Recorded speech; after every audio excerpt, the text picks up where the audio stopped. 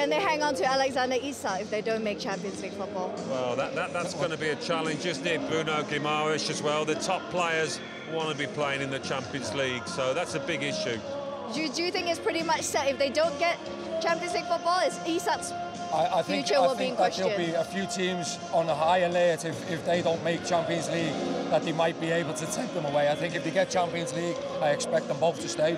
But if they're only in the Europa, I expect that a few people will try and turn their heads and get them away from Newcastle because of the quality of players they are. How much will Isak be tempted to move to the Emirates then, Alan? Well, who can say? You know, this is a very attractive football club to come to. A lot of lads like to play in London. Sometimes their partners like it in London, don't they? For obvious reasons. So, yeah, they won't be short of players that want to come here. So there'll be other centre forwards as well around Europe that will be desperate to come and play for Arsenal. The idea of Isak playing for a red shirt. Oh, listen, they took Declan Rice off. I was like, oh, I don't want them to take Alexander Isak off Newcastle, you know what I mean? But how much of a value, how much of a transfer value would you put on Alexander Isak at the moment? Well, I just think his goals and what he'll bring to this Arsenal team would be, you're talking 100 million plus for me. I think that's what Newcastle will probably want, and you wouldn't, and I don't think anyone would balk at that offer either, because I think the quality what he brings, the goals he scored for Newcastle this year again, how big he's been for them again this season.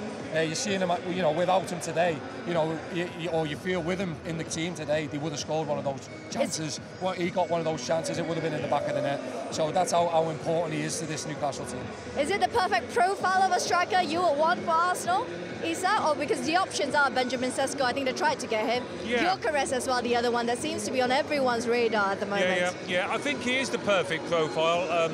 Isak, in terms of his technical ability as well, he would slot in really well. You know, I don't think necessarily you have to have somebody who's very clever with the ball at his feet, but yeah, I think he would slip in quite seamlessly. But there's other players, you know, you change your style in a slight way to accommodate different kind of centre forwards. So it'd be fascinating to see what Mikel Arteta and Andrea Berti do. You know, the new sporting director, a lot of eyes on him, new to the football club, big reputation. So what's he going to produce for the club?